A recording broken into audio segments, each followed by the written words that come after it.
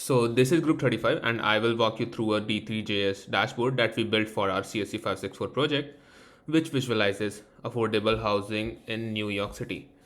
So why did we choose this affordable housing as our problem statement? So basically we identified that New York City faces a critical shortage of affordable units, putting low and mid moderate income families at risk of expulsion. So to tackle this, we pulled the affordable housing production by building dataset from the New York City Open Dataset website. So that covers years from 2014 to 2024, and it contains more than 11,000 per records. And each record has borrow project coordinates, a mix of housing types. One of the attribute is whether it is a new construction or preservation, and the income band served. So now let's come to the interesting part. We built this dashboard to layer spatial, temporal, categorical, and numerical views into one interactive tool. Our main goal is to turn raw records into a decision ready source that support data driven planning, funding, advocacy. So by combining these maps, charts, and flows, we enable stakeholders to explore multidimensional stories in the data. So now comes to the plots. For spatial views, we have GeoMap. Here you can see every project is a dot on the New York City map. Bigger bubbles means more units, and colors show the borrow. Manhattan's bubbles are the biggest, as you can see from the plot. Brooklyn and Queens are the medium, and Staten Island is the smallest. So you can also switch to see new versus preserved buildings that would be showing in interactions later. So now we have temporal views, sunburst and bar charts. These charts take you year by year.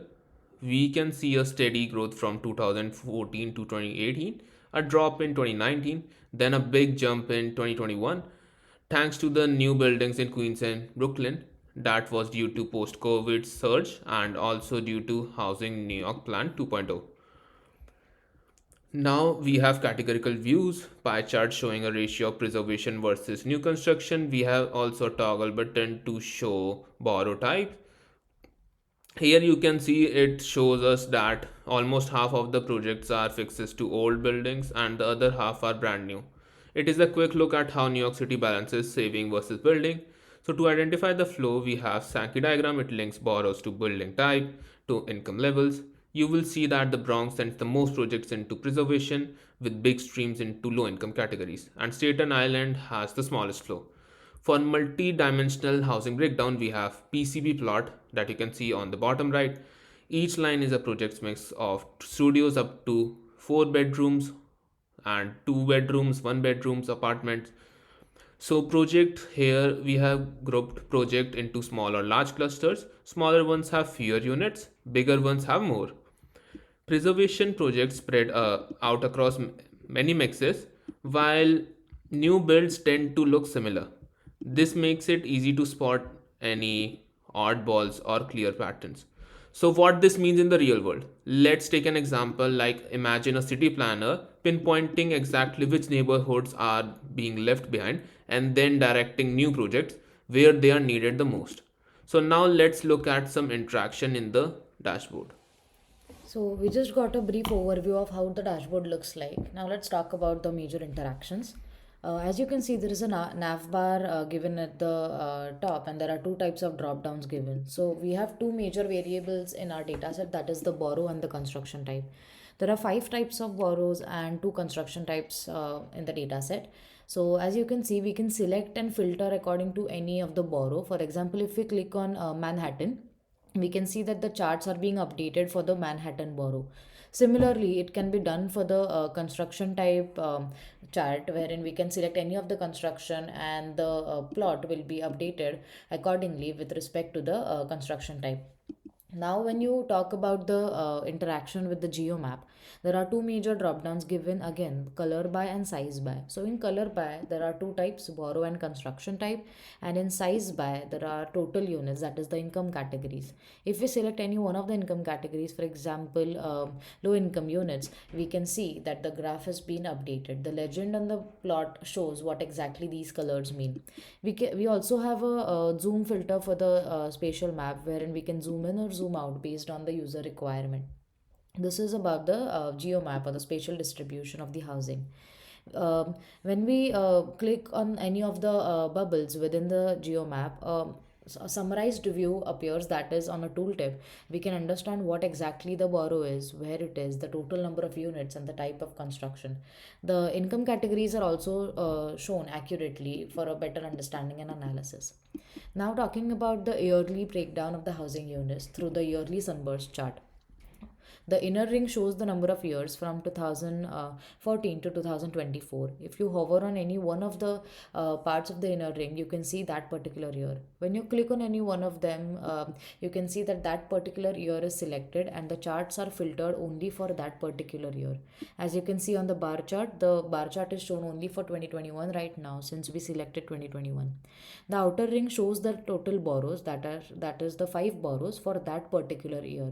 So this is the yearly distribution, which gives a brief analysis of how the housing had been segregated based on the years. Now, talking about the dual pie chart or the toggleable pie chart. The first pie chart that is shown on the screen currently is a preservation type pie chart. There are two types of preservations. So when you click or hover on any of the preservation, you can see the percentage and the building units. When you click on the toggle button, there is a different pie chart that loads. That is the borrow distribution pie chart. Again, when you hover on any of the borrow type, you can see the distribution and the number of building units as well. When you click on any of the construction type or any of the borrow type, the charts are being filtered. Right now we've just click on any of the construction type and we can see that the spatial chart is being filtered based on that particular construction type as well.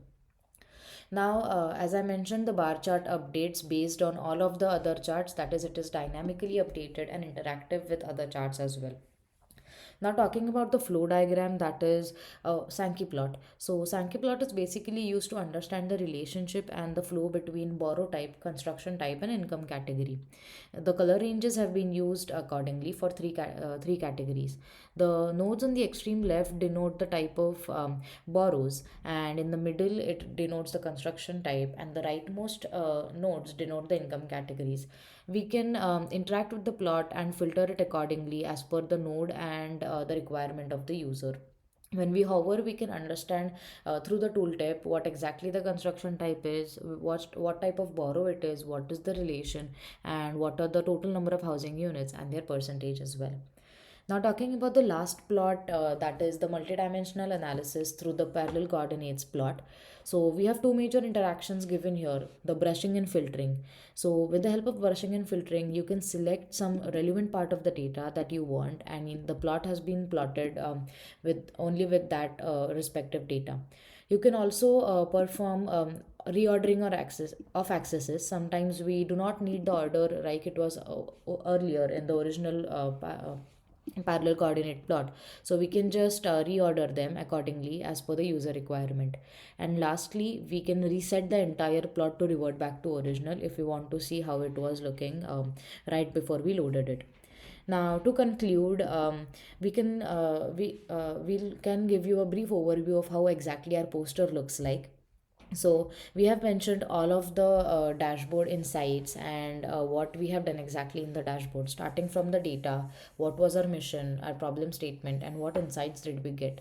We've also shown all of the plots and how they have been interpreted as well. To conclude, I'll say that our multidimensional analysis reveals not only when and where affordable housing units have been built across NYC's boroughs, but also how different program types and income tiers contribute to the overall housing ecosystem.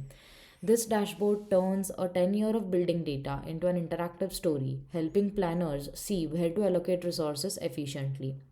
So ultimately, it's not just the data, it's a decision ready tool for driving equitable housing policy across all the 5 boroughs in NYC. Thank you.